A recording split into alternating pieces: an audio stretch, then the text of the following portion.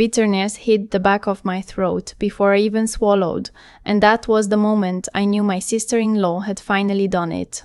I should back up. My name doesn't matter as much as the night does, so let me just say, I was 29, working as a pediatric nurse at a hospital outside Charlotte, and for 3 years I had been telling myself I was imagining things, that the headaches after family dinners were stress, that the grogginess that swallowed whole evenings was just exhaustion from 12-hour shifts, that the way my brother's wife watched me sip my drink, her eyes flicking to the glass and then to my face, was nothing.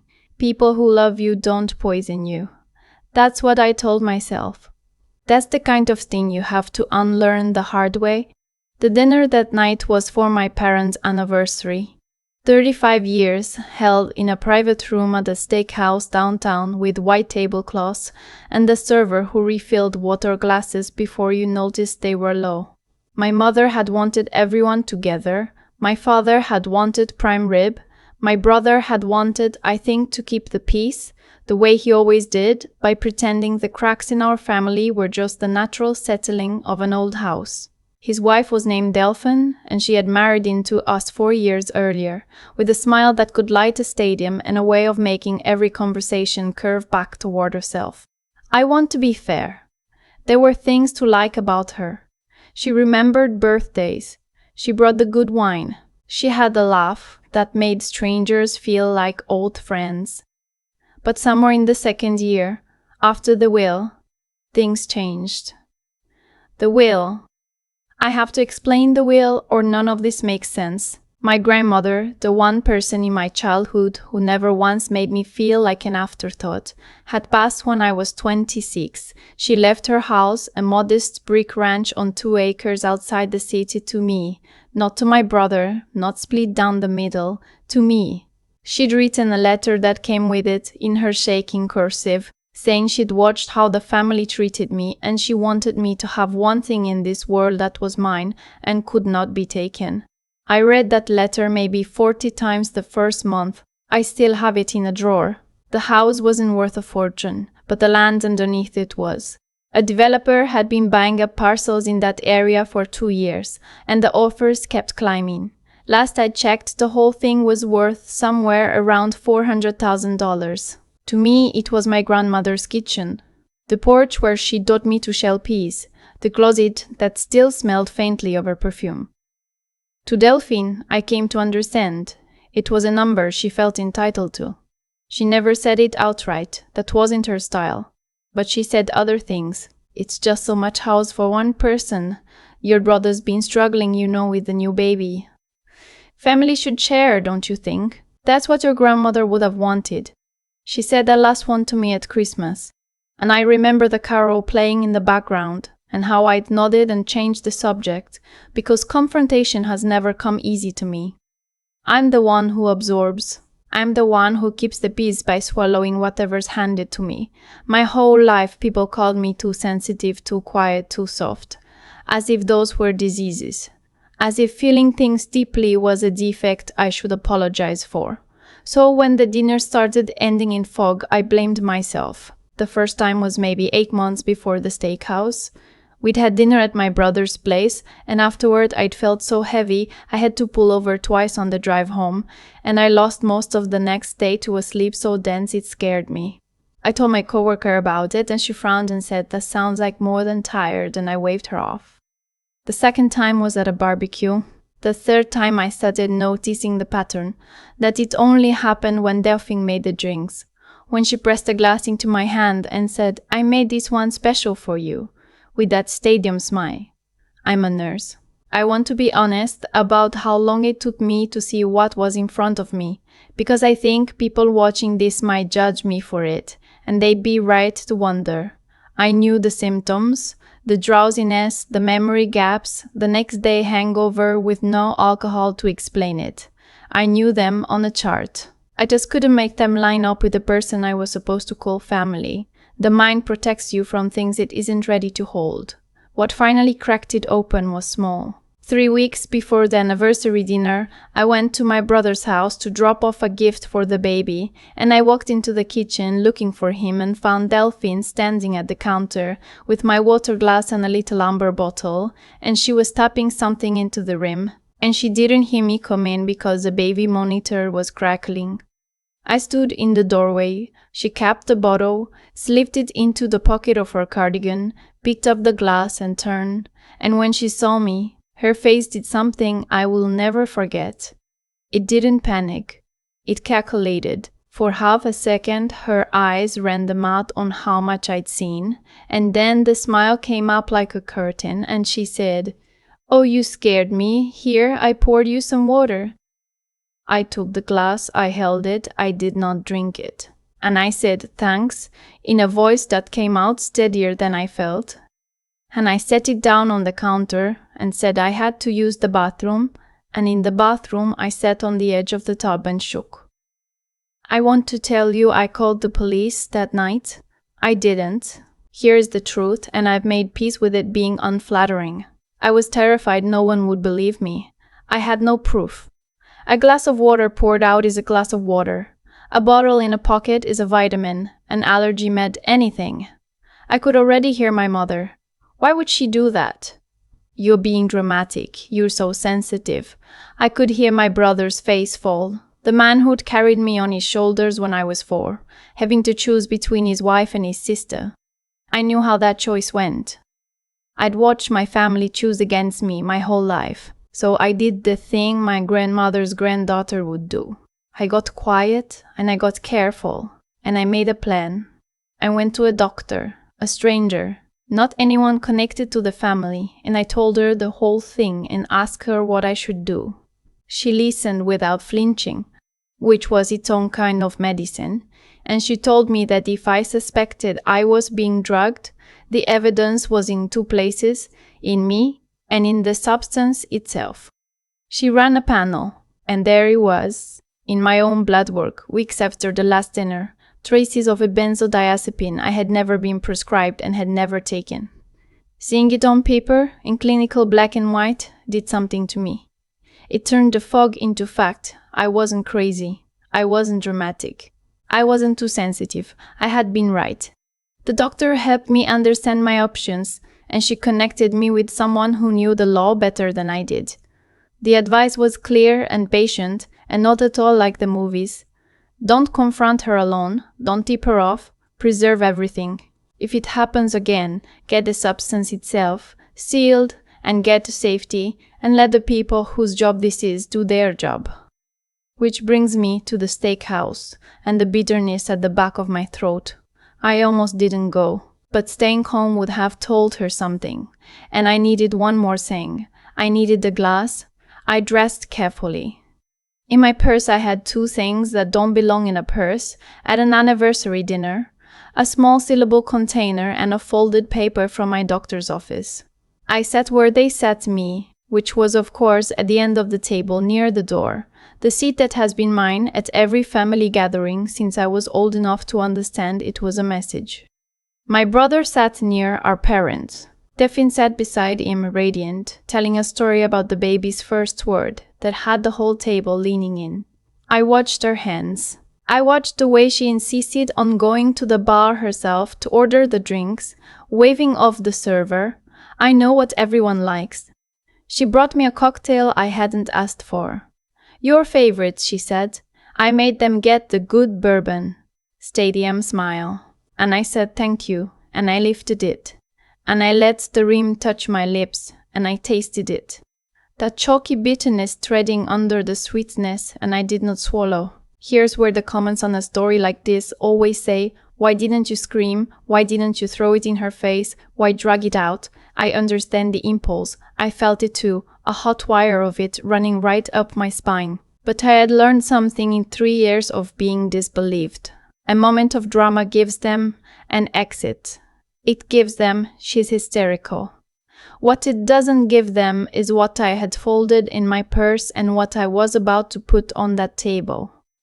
I set the glass down gently. I excused myself to the restroom and took my drink with me, which nobody questioned because women carry their drinks everywhere. In the stall, I poured most of it into the sealed container, capped it, and slid it back into my purse. Then I went back to my seat with the half-empty glass and I waited, because timing was the only weapon I'd ever really had. The patience to wait for the room to be full, and the witnesses to be sober and the moment to be undeniable. My father stood to make a toast. He talked about 35 years and compromise and family being the only thing that lasts. Delphine dabbed at her eyes. My mother beamed. And when he raised his glass and everyone lifted theirs, I stood up too, and I felt every face turn toward me surprised because the one at the end of the table never speaks. Before we toast, I said, and my voice did not shake, I have something I need to say. And I need everyone to stay seated and hear it, because it concerns all of you. The smile on Delphine's face froze a half degree. I told them, not in a wail, not in a rush. I told them about the foggy drives home and the lost days. I told them about the kitchen and the amber bottle and the mask behind her eyes. I told them about going to a doctor on my own, and the blood work, and the word benzodiazepine, and I watched my mother's mouth open to say something, and I held up my hand gently and said, I'm not finished. I told them I had not come tonight for revenge. I had come because tonight she had handed me a drink I never ordered, called it my favorite, and that it tasted of the same thing it always tasted of, and I had not swallowed it, and it was in my purse, sealed, right now. The room had gone the kind of silent where you can hear the ice settle in the glasses. Delphine recovered first because people like her always do. She laughed, light and disbelieving, and looked around the table for her allies. This is insane, she said. She's always been like this. So sensitive, so dramatic. You're going to ruin your parents' anniversary over some story. Then you won't mind, I said, if we let someone test what's in the glass. I have replayed her face 1,000 times. The laugh that wouldn't quite hold. The glance she shot at my brother, the silent command, defend me, that he had always obeyed and did not obey now. My brother was looking at his wife like he had never seen her before, and then he was looking at me, his little sister, the one he'd carried on his shoulders, and something broke open in his expression that I'd waited my whole life to see. Belief. My father, who had been standing this whole time with his toast glass forgotten in his hand, set it down very slowly. Is this true? He said, and it wasn't to me. It was to her. What happened after isn't dramatic in the way you might want. There was no slap, no thrown wine. My brother called the non-emergency police line from the hallway because he didn't want sirens at our parents' anniversary, and 2 officers came, quietly, and took the sealed container and my doctor's letter and our statements. Delphine stopped talking the moment they arrived, because she finally understood there was no audience left to perform for. The motive came out later, and the weeks that followed, when my brother sat me down at my grandmother's kitchen table and told me he'd found the printouts she'd hidden, the developer's offers, the calculations, the search history about what a power of attorney could do if someone was not well. She had been making me look unstable. The foggy nurse who couldn't remember evenings, who slept whole days away, who was so sensitive, so dramatic. She'd been building a story about me drug by drug, dinner by dinner, that would end with the house, my grandmother's house, sliding quietly into her control. I think about how close it came. If I hadn't walked into that kitchen, if I'd swallowed 3 weeks earlier instead of waiting, if I'd done the thing everyone always wanted me to do and stayed quiet to keep the peace. My brother filed for divorce. He moved back near our parents, and he and I are closer now than we have been since we were kids. Which is the one good thing she gave us by accident, by being so awful that he finally had to choose, and he chose me. My mother cried and apologized for all the years of too sensitive, and I let her, because forgiveness is mostly for the person doing it. My father doesn't say much, but he calls me every Sunday now, and that's its own language. Delphine's case is still moving through the courts. I've made my peace with not controlling how it ends. The point was never the verdict. The point was that I stopped disbelieving myself. I live in my grandmother's house now, I shall piece on her porch in the summer. The developer still sends offers and I still throw them away because some things aren't a number. And the bottle of Cabernet that Delphine had brought to the steakhouse that night, the good wine, the one she always brought, I poured it down the drain and watched it go, red swirling into the dark. And I thought about all the years I'd let people convince me that the way I felt things was a weakness. It wasn't. It was the smoke detector that everyone told me to ignore.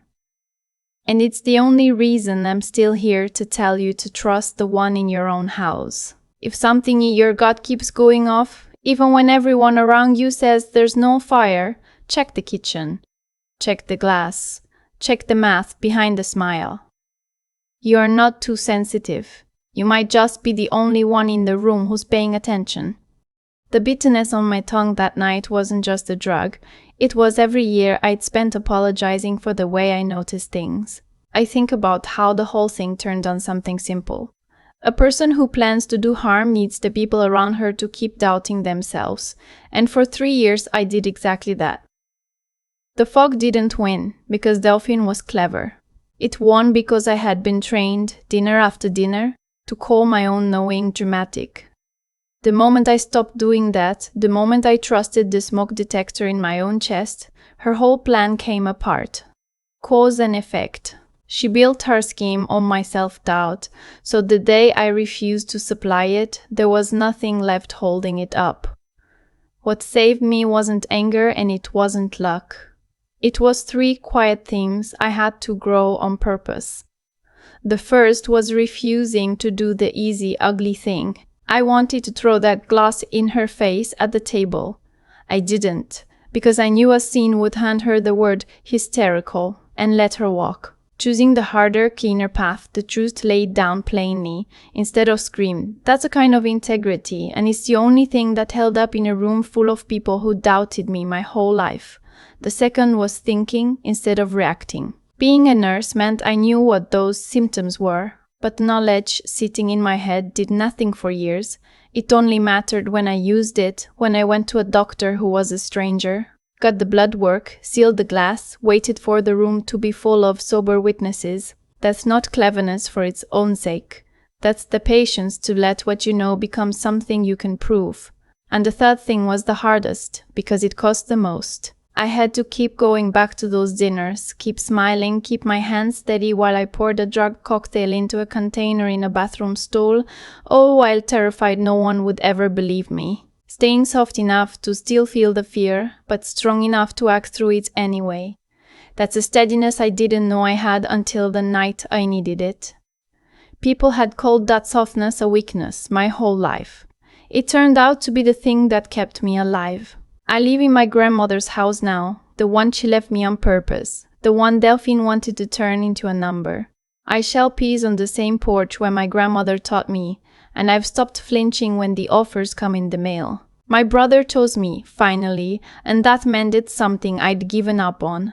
If you take anything from what happened to me, let it be this. The feeling everyone tells you to ignore is sometimes the only honest thing in the room. Don't apologize for it. Get quiet, get careful, and let the truth do what shouting never can.